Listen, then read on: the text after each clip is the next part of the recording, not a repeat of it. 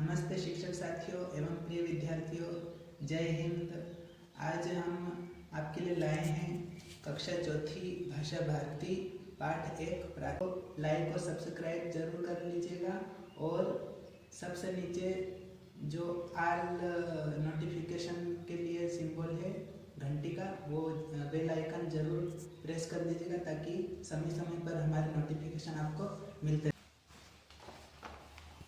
ये जैसा कि आप देख रहे हैं कि मेरे हाथ में कक्षा चौथी की भाषा भारती कक्षा चौथी की पुस्तक है और इसमें सबसे पहला पाठ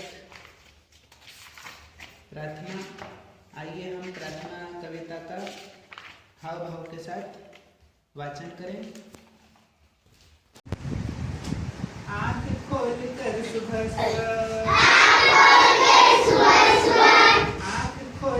सुबह सुबह मैं मन में कहता हूँ, मैं मन में कहता हूँ, प्रभु तेरा उपकार की, मैं भारत में रहता हूँ, प्रभु तेरा उपकार की, मैं भारत में रहता हूँ, मेरी मातृभूमि है भारत, मेरी मातृभूमि है भारत, मैं भारत के योग्य बनूं, मैं भारत के योग्य बनूं, मातृभूमि की प्रकृति पुरुष पशु सबको अपना सगा गिनूं, इनका दुख अपना दुख मानूं, इनके सुख को सुख अपना, इनका दुख अपना दुख मानूं, इनके सुख को सुख अपना, प्रभु ऐसा बल दो कि कर सकूं पूरा बापू का सपना, प्रभु ऐसा बल दो कि कर सकूं पूरा बापू का सपना, भारत के जल पवन अन्न माटी में पलता हूँ, भारत के जल पवन अन्न माटी में पलता हूँ, प्रभु तेरा उपकार की, मैं भारत में रहता हूँ। आइए अब इस कविता का हम अर्थ समझते हैं। प्रार्थना के कवि है भवानी प्रसाद मिश्र। पाठ एक प्रार्थना कविता है, इसके रचनाकार या कवि का नाम है भवानी प्रसाद मिश्र। तो भवानी प्रसाद मिश्र ने यह कविता लिखी। इन 4 पंक्तियों का संक्षेप में यह अर्थ निकला कि कवि सुबह सुबह आँख खोलते हैं और अपने मन में कहते हैं कि हे प्रभु, आपका बहुत बहुत उपकार कि मैं भारत में रह रहा हूँ, भारत भूमि में मेरा जन्म हुआ है, मेरी मातृभूमि भारत है और मैं भारत के योग्य बनूं। हे प्रभु, हे परमेश्वर, ऐसी मुझे शक्ति दो कि मैं भारत के लिए कुछ कर सकूं, उसके योग्य बन सकूं और इस भारत भूमि या जन्मभूमि या मातृभूमि में रहकर मैं प्रकृति अर्थात पर्यावरण, पुरुष, पशु, इन सब को अपना सगा गिनूं, अपना मानूं। अब पीछे की जो 4 पंक्तियां हैं पृष्ठ क्रमांक 2 पर, इसका अर्थ हम समझते हैं। इनका दुख अपना दुख मानो, इनके सुख को सुख अपना। इनका दुख अपना दुख मानो, इनका दुख मतलब इन सभी का, मतलब प्रकृति, पुरुष, पशु, जो भी इस मातृभूमि में है, उन सभी का जो दुख है वो दुख अपना दुख मानो। इनके सुख को सुख अपना। कोई भी दुखी हो तो उसका दुख मैं अपना दुख मानूं और इन सभी के सुख को मैं अपना सुख मानूं। हे प्रभु, मुझे ऐसा बल दो कि मैं बापू अर्थात गांधी जी का सपना पूरा कर सकूं। प्रभु ऐसा बल दो कि कर सकूं पूरा बापू का सपना।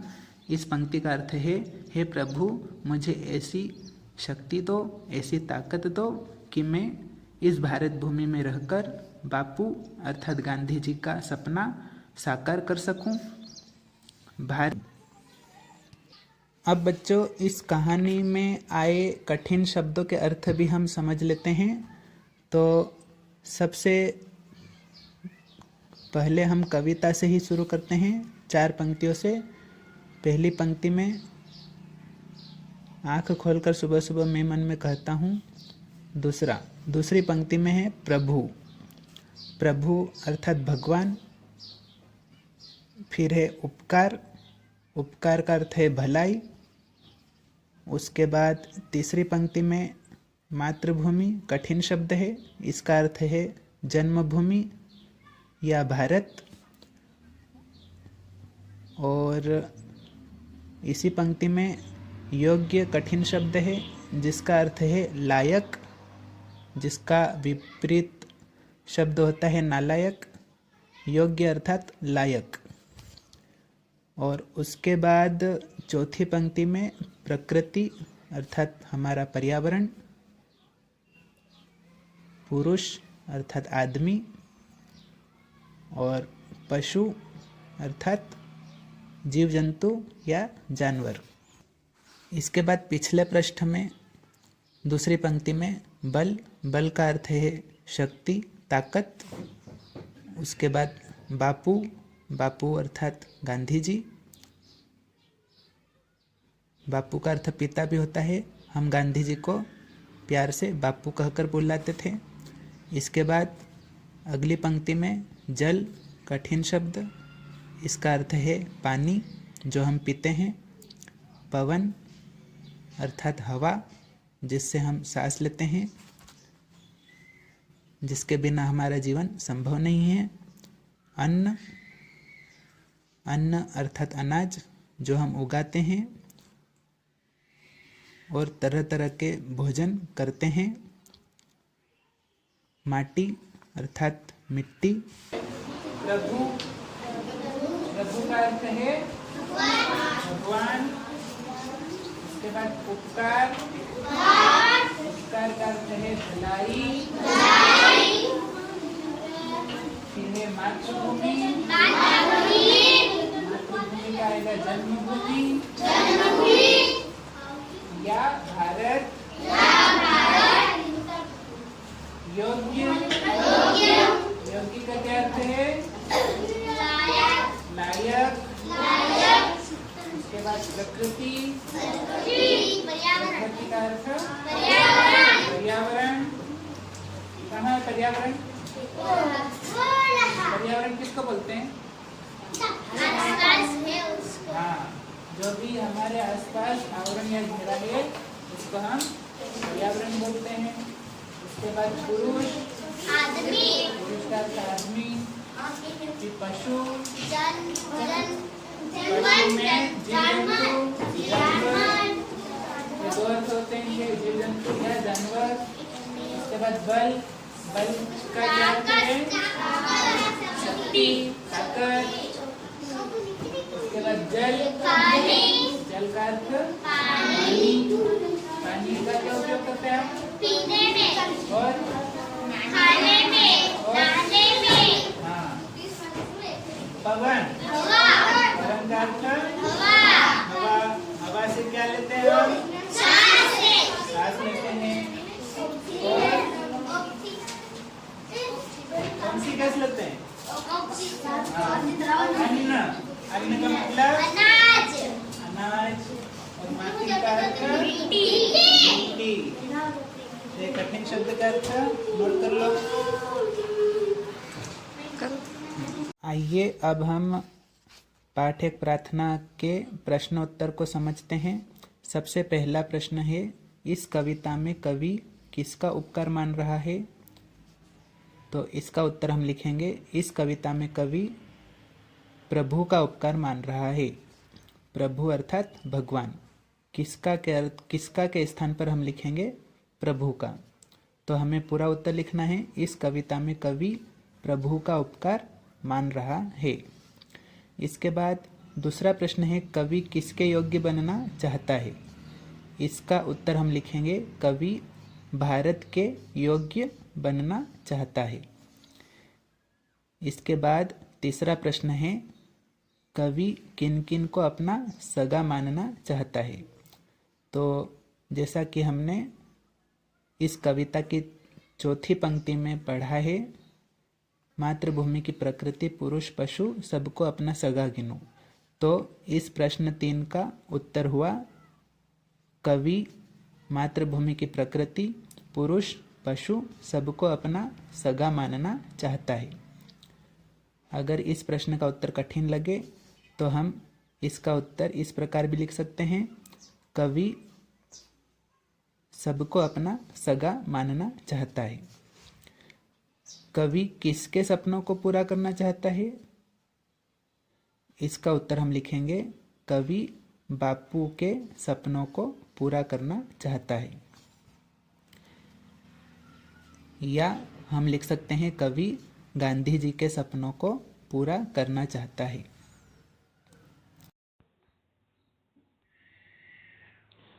बच्चों, आप ये जो फोटो देख रहे हैं, ये है भवानी प्रसाद मिश्र का। इनका जन्म 29 मार्च 1913 को हुआ था और ये मध्य प्रदेश के सुप्रसिद्ध साहित्यकार है। इन्होंने बीए तक की शिक्षा प्राप्त की और कल्पना पत्रिका के संपादक बने और इन्होंने आकाशवाणी में भी कार्य किया, अर्थात रेडियो कार्यक्रम में भी कार्य किया। और इनका निधन 20 फरवरी 1985 को हो गया। तो ये था भवानी प्रसाद मिश्र के बारे में संक्षिप्त जीवन परिचय। अरे बच्चों, अब हम एक बार और प्रश्नोत्तर देख लेते हैं। प्रश्न क्रमांक 1, इस कविता में कवि किसका उपकार मान रहा है? इसका उत्तर है, इस कविता में कवि प्रभु का उपकार मान रहा है। प्रश्न 2, कवि किसके योग्य बनना चाहता है? उत्तर, कवि भारत के योग्य बनना चाहता है।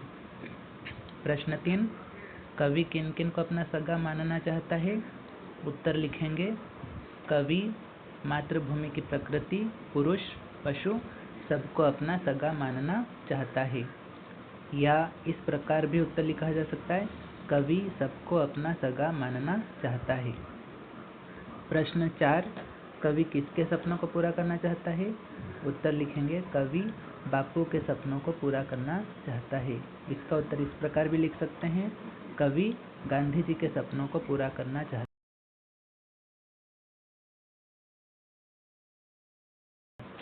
अब इसके बाद रिक्त स्थान देख लेते हैं। प्रश्न 2 है, खाली स्थान भरिए। पहला दे रखा है, प्रभु तेरा रिक्त स्थान की मैं भारत में रहता हूँ। इसका उत्तर लिखेंगे उपकार। जैसा कि आपको पिंक कलर से उपकार लिखा हुआ दिख रहा है, ये इसका उत्तर है, प्रभु तेरा उपकार की मैं भारत में रहता हूँ। दूसरे में हम मातृभूमि लिखेंगे, मातृभूमि की प्रकृति पुरुष पशु सबको अपना सगा गिनो। और तीसरे में हम लिखेंगे पवन। तीसरा है, भारत के जल पवन अन्न माटी में पल।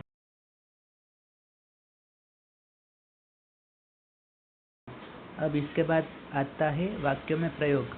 वाक्यों में प्रयोग करना है प्यारे बच्चों। उपकार, पहला है उपकार। उपकार शब्द का हम वाक्य में प्रयोग करेंगे।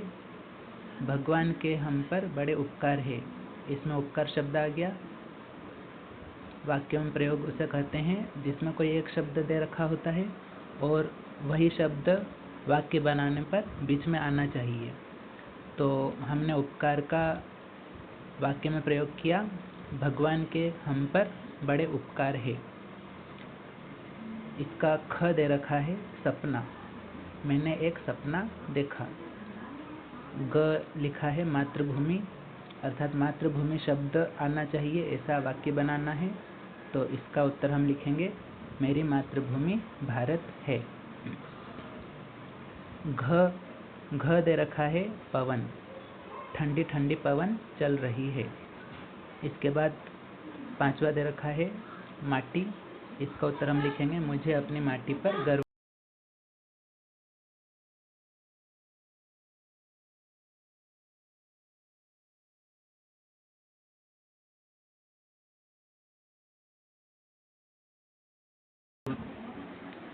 इसके बाद प्यारे बच्चों भाषा अध्ययन आता है। इसका दूसरा दे रखा है समान अर्थ वाले शब्दों की जोड़ी बनाइए।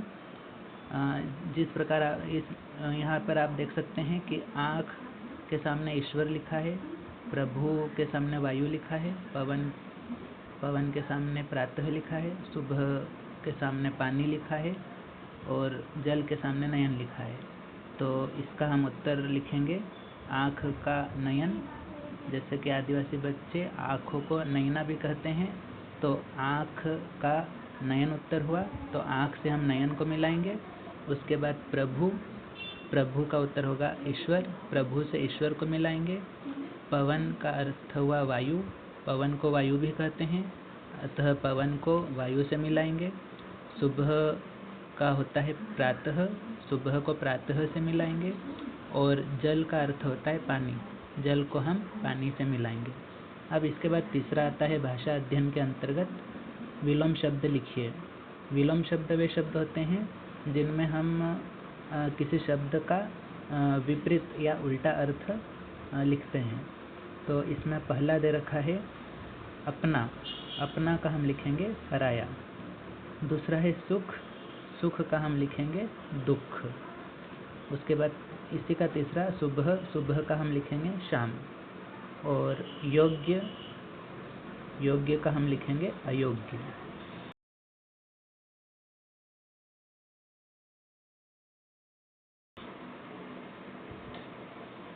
तो इस प्रकार प्यारे बच्चों इस पाठ का पूरा समापन होता है। और हमने क्या क्या सीखा, हमें क्रम लयबद्ध कविता गाते आना चाहिए। और इन प्रश्नों के उत्तर आप चाहे तो स्क्रीनशॉट ले सकते हैं। उसके बाद में खाली स्थान है, खाली स्थान भी हमें अच्छी तरह से याद कर लेना है। खाली स्थान भरिए। इसमें हमको पाठ में जो हमने पूरी कविता गाई है उसका वाचन किया है, उसी के आधार पर अन्य रिक्त स्थान भी परीक्षा में आ सकते हैं, उनका भी हम अध्ययन करेंगे। और वाक्यों में प्रयोग उसे कहते हैं जैसे कोई एक शब्द दे रखा होता है, उसी का हम वाक्य बनाते हैं और वही शब्द उस वाक्य में आए तो वो होता है वाक्य में प्रयोग। तो हमने वाक्य में प्रयोग भी सीखे। इसके बाद हमने सही जोड़ी सीखी और विलोम शब्द सीखे। इस प्रकार इस पाठ का समापन होता है।